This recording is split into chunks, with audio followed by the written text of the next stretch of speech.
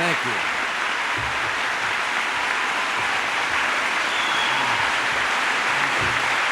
Thank you.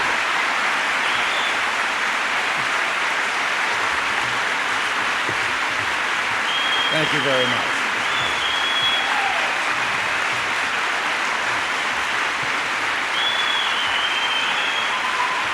Thank you. President Gilbert, trustees, administration, and faculty, students, and the friends of Eureka College, and particularly those whose day this is, the graduating class of '82.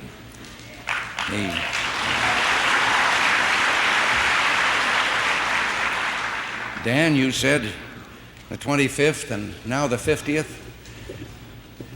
You mind if I try for the 75th?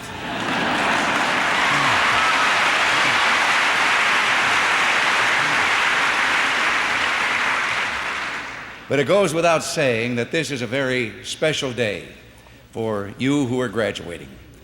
Would you forgive me if I say it's a very special day for me also?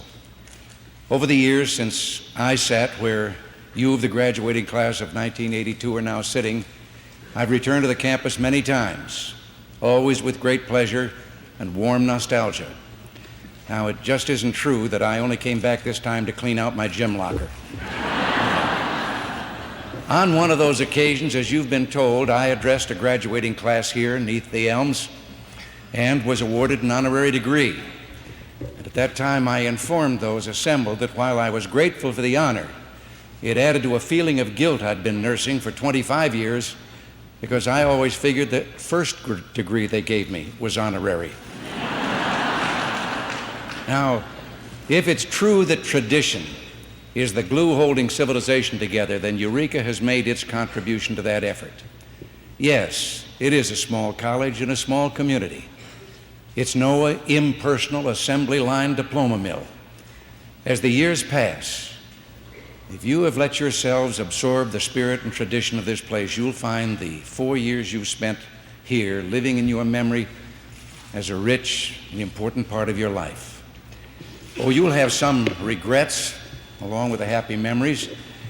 I let football and other extracurricular activities eat into my study time, with the result that my grade average was closer to the C level required for eligibility than it was to straight A's.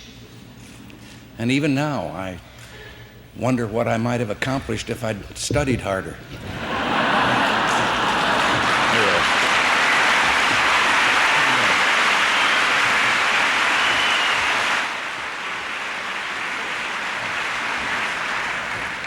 Now, I know there are differences between the Eureka College of 1932 and the Eureka of 1982. But I'm also sure that in many ways, important ways, Eureka remains the same.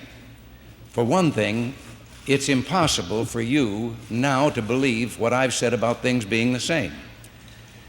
We who preceded you understand that very well, because when we were here, we thought old grads who came back only after 5 years, not 50, couldn't understand what our life was like and what had taken place and changed. So take my word for it. As the years go by, you'll be amazed at how fresh the memory of these years will remain in your minds, how easily you can relive the very emotions that you experienced. The class of '32 has no yearbook to record our final days on the campus. The class of '33 didn't put out of prison because of the hardships of that Great Depression era. The faculty sometimes went for months on end without pay, and yet this school made it possible for young men and women, myself included, to get an education even though we were totally without funds, our families destitute victims of the Depression. Yes, this place is deep in my heart. Everything that has been good in my life began here.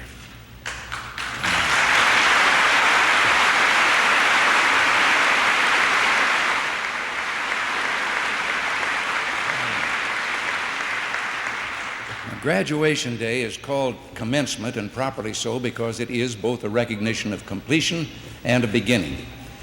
And I would like seriously to talk to you about this new phase, the society in which you're now going to take your place as full-time participants. You're no longer observers. You'll be called upon to make decisions and express your views on global events because those events will affect your lives. I've spoken of similarities, and the 1980s, like the 1930s, may be one of those. A crucial juncture in history that will determine the direction of the future. In about a month, I will meet in Europe with the leaders of nations who are our closest friends and allies. At Versailles, leaders of the industrial powers of the world will seek better ways to meet today's economic challenges. In Bonn, I will join my colleagues from the Atlantic Alliance nations to renew those ties which have been the foundation of Western free world defense for 37 years. There will also be meetings in Rome and London. Now, these meetings are significant for a simple but very important reason. Our own nation's fate is directly linked to that of our sister democracies in Western Europe. The values for which America and all democratic nations stand represent the culmination of Western culture. Andrei Sakharov, the distinguished Nobel laureate and courageous Soviet human rights advocate, has written in a message smuggled to freedom, "I believe in Western man. I have faith in his mind, which is practical and efficient, and at the same time aspires to great goals. I have faith in his good intentions and in his decisiveness." This glorious tradition requires a partnership to preserve and protect it. Only as partners can we hope to achieve the goal of a peaceful community of nations. Only as partners can we defend the values of democracy and human dignity that we hold so dear.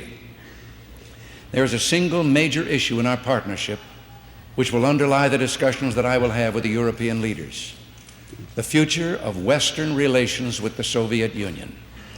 How should we deal with the Soviet Union in the years ahead? What framework should guide our conduct and our policies toward it? And what can we realistically expect from a world power of such deep fears, hostilities, and external ambitions? I believe the unity of the West is the foundation for any successful relationship with the East. Without Western unity, we'll squander our energies in bickering while the Soviets continue as they please. With unity, we have the strength to moderate Soviet behavior. We've done so in the past, and we can do so again. Our challenge is to establish a framework in which sound East-West relations will endure. I'm optimistic that we can build a more constructive relationship with the Soviet Union. To do so, however, we must understand the nature of the Soviet system and the lessons of the past. The Soviet Union is a huge empire ruled by an elite that holds all power and all privilege, and they hold it tightly because, as we've seen in Poland, they fear what might happen if even the smallest amount of control slips from their grasp.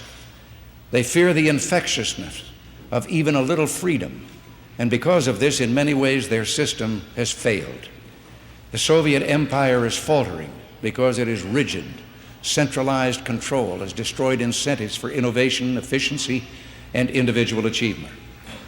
Spiritually, there is a sense of malaise and resentment. But in the midst of social and economic problems, the Soviet dictatorship has forged the largest armed force in the world. It has done so by preempting the human needs of its people, and in the end, this course will undermine the foundations of the Soviet system. Harry Truman was right when he said of the Soviets that when you try to conquer other people or extend yourself over vast areas, you cannot win in the long run. Yet Soviet aggressiveness has grown as Soviet military powers increased. To compensate, we must learn from the lessons of the past. When the West has stood unified and firm, the Soviet Union has taken heed. For 35 years, Western Europe has lived free despite the shadow of Soviet military might. Through unity, you'll remember from your modern history courses, the West secured the withdrawal of occupation forces from Austria and the recognition of its rights in Berlin. Other Western policies have not been successful. East-West trade was expanded in the hope of providing incentives for Soviet restraint. but the Soviets exploited the benefits of trade without moderating their behavior. Despite a decade of ambitious arms control efforts, the Soviet buildup continues. And despite its signature of the Helsinki Agreements on human rights, the Soviet Union has not relaxed its hold on its own people or those of Western Europe. During the 1970s, some of us forgot the warning of President Kennedy, who said that the Soviets have offered to trade us an apple for an orchard. We don't do that in this country. But we came perilously close to doing just that. If East-West relations in the détente era in Europe have yielded disappointment, détente outside of Europe has yielded a severe disillusionment for those who expected a moderation of Soviet behavior. The Soviet Union continues to support Vietnam in its occupation of Kampuchea and its massive military presence in Laos. It is engaged in a war of aggression against Afghanistan. Soviet proxy forces have brought instability and conflict to Africa and Central America. We are now approaching an extremely important phase in East-West relations as the current Soviet leadership is succeeded by a new generation. Both the current and the new Soviet leadership should realize aggressive policies will meet a firm Western response. On the other hand, a Soviet leadership devoted to improving its people's lives rather than expanding its armed conquests will find a sympathetic partner in the West. The West will respond with expanded trade and other forms of cooperation. But all of this depends on Soviet actions. Standing in the Athenian marketplace 2,000 years ago, Demosthenes said, "What sane man would let another man's words rather than his deeds proclaim who is at peace and who is at war with him?" Peace is not the absence of conflict, but the ability to cope with conflict by peaceful means. I believe we can cope. I believe that the West can fashion a realistic, durable policy that will protect our interests and keep the peace, not just for this generation, but for your children and your grandchildren. I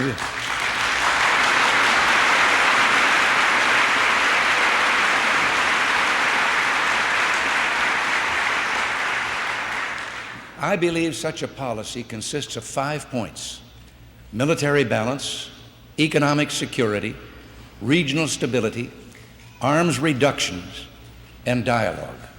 Now, these are the means by which we can seek peace with the Soviet Union in the years ahead.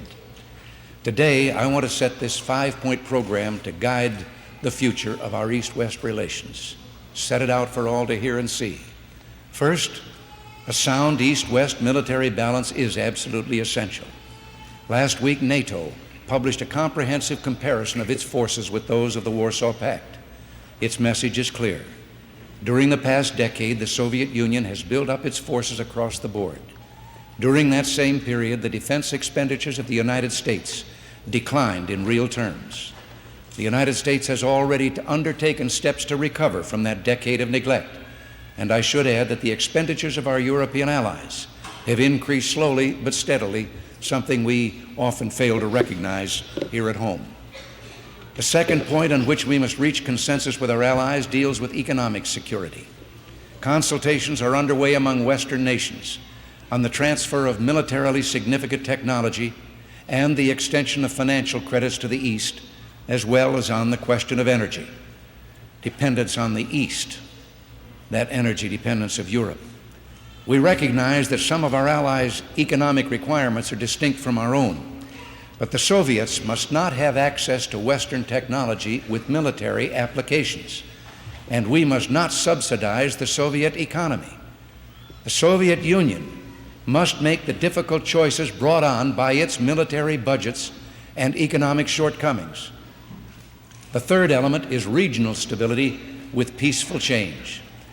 Last year, in a speech in Philadelphia and in the summit meetings at Cancun, I outlined the basic American plan to assist the developing world. These principles for economic development remain the foundation of our approach. They represent no threat to the Soviet Union. Yet in many areas of the developing world, we find that Soviet arms and Soviet-supported troops are attempting to destabilize societies and extend Moscow's influence. High on our agenda must be progress toward peace in Afghanistan. The United States is prepared to engage in a serious effort to negotiate an end to the conflict caused by the Soviet invasion of that country. We are ready to cooperate in an international effort to resolve this problem, to secure a full Soviet withdrawal from Afghanistan, and to ensure self-determination for the Afghan people. In Southern Africa, working closely with our Western allies and the African states, we've made real progress toward independence for Namibia. These negotiations, if successful, will result in peaceful and secure conditions throughout Southern Africa. The simultaneous withdrawal of Cuban forces from Angola is essential to achieving Namibian independence, as well as creating long-range prospects for peace in the region. Central America also has become a dangerous point of tension in East-West relations. The Soviet Union cannot escape responsibility for the violence and suffering in the region caused by its support for Cuban activities in Central America and its accelerated transfer of advanced military equipment to Cuba. However, it was in Western Europe, or Eastern Europe, I should say, that the hopes of the 1970s were greatest, and it's there that they have been the most bitterly disappointed. There was hope that the people of Poland could develop a freer society, but the Soviet Union has refused to allow the people of Poland to decide their own fate, just as it refused to allow the people of Hungary to decide theirs in 1956, or the people of Czechoslovakia in 1968. If martial law in Poland is lifted, if all the political prisoners are released, and if a dialogue is restored with the Solidarity Union, the United States is prepared to join in a program of economic support. Water cannons and clubs against the Polish people are hardly the kind of dialogue that gives us hope. It's up to the Soviets and their client regimes to show good faith by concrete actions. The fourth point is arms reduction. I know that this weighs heavily on many of your minds. In our 1931 prism, we quoted Carl Sandburg, who in his own beautiful way quoted the Mother Prairie, saying, "Have you seen a red sunset drip over one of my cornfields? The shore of night stars, the wave lines of dawn up a wheat valley."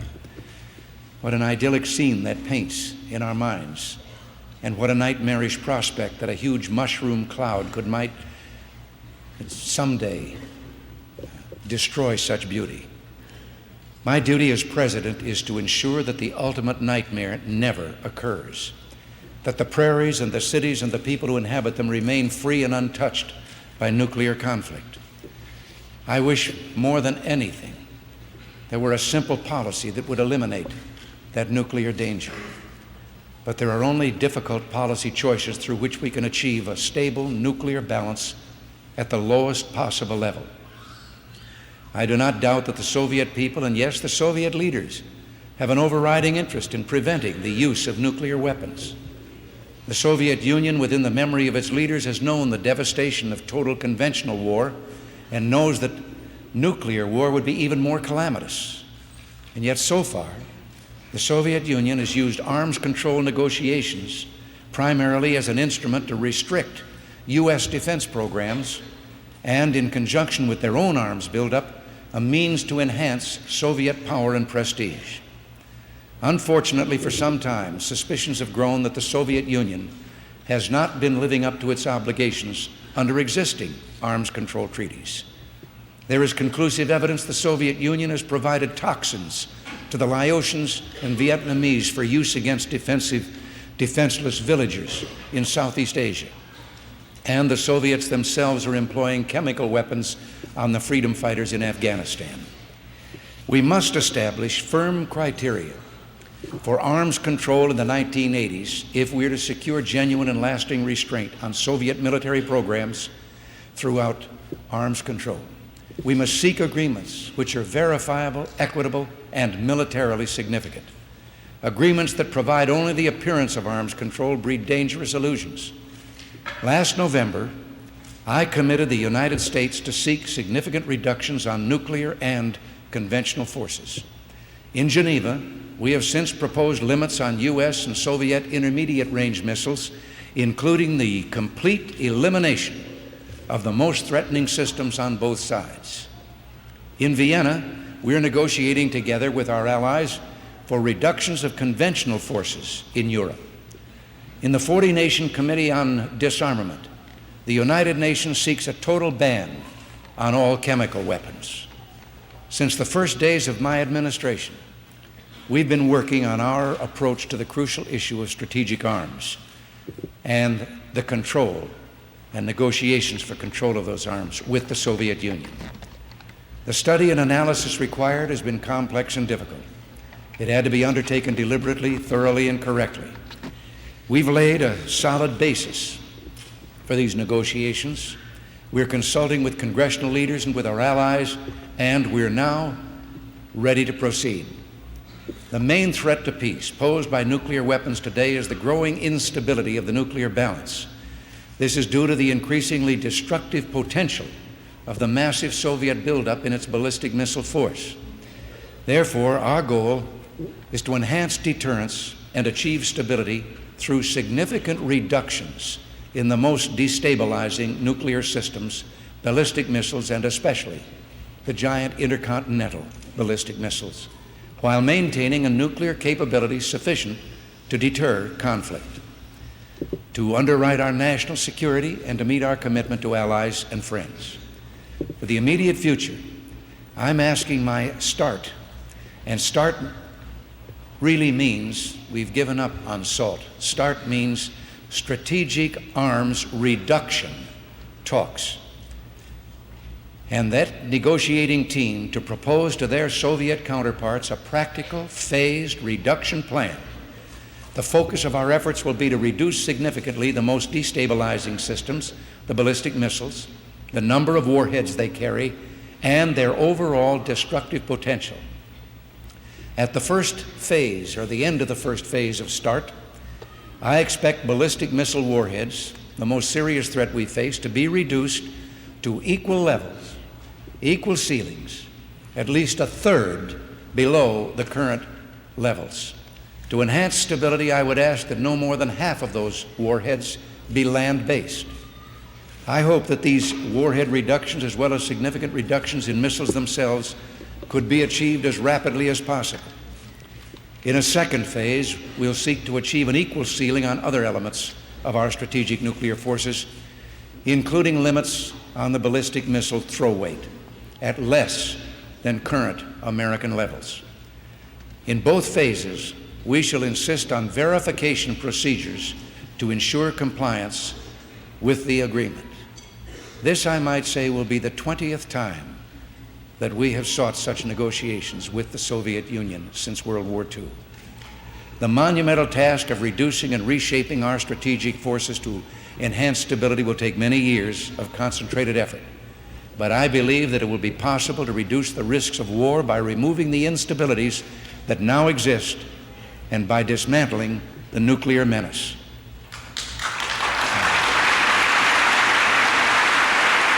I'm confident that together we can achieve an agreement of enduring value that reduces the number of nuclear weapons, halts the growth in strategic forces, and opens the way to even more far-reaching steps in the future.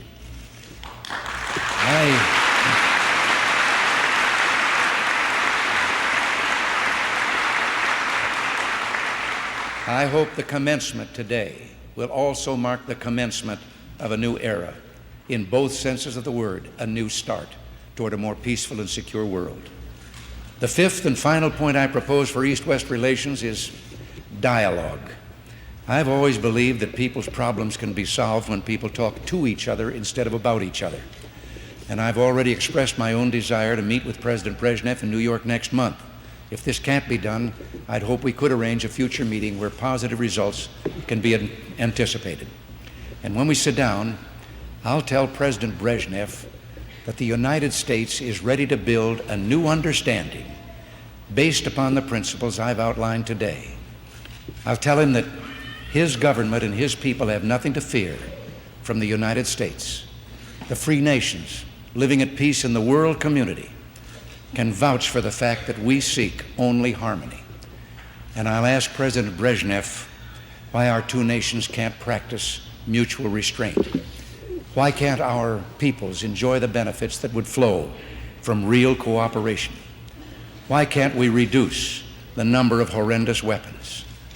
Perhaps I should also speak to him of this school and these graduates who are leaving it today, of your hopes for the future, of your deep desire for peace, and yet your strong commitment to defend your values if threatened. Perhaps if he someday could attend such a ceremony as this, he'd better understand America. In the only system he knows, you would be here by the decision of government, and on this day the government representatives would be here telling most, if not all of you, where you were going to report to work tomorrow. But as we go to Europe for the talks and as we proceed in the important challenges facing this country, I want you to know that I will be thinking of you and of Eureka and what you represent. In one of my yearbooks, I remember reading that the work of the prairie is to be the soil for the growth of a strong Western culture. I believe Eureka is fulfilling that work. You, the members of the 1982 graduating class, are this year's harvest. I spoke of the difference between our two countries. I try to follow the humor of the Russian people. We don't hear much about the Russian people. We hear about the Russian leaders. But you can learn a lot because they do have a sense of humor, and you can learn from the jokes they're telling. And one of the most recent jokes I found kind of, well, personally interesting. Maybe you might tell you something about their country. The joke they tell is that an American and a Russian were arguing about the differences between our two countries. And the American said, look, in my country, I can walk into the Oval Office, I can hit the desk with my fist and say, President Reagan, I don't like the way you're governing the United States. And the Russian said, I can do that. The American said, what?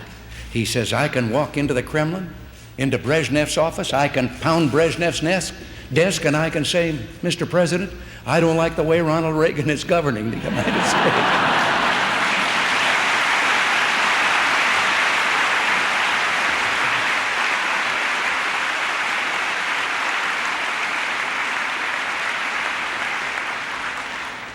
Eureka as an institution and you as individuals are sustaining the best of Western man's ideals. As a fellow graduate and in the office I hold, I'll do my best to uphold these same ideals. To the class of '82, congratulations and God bless you.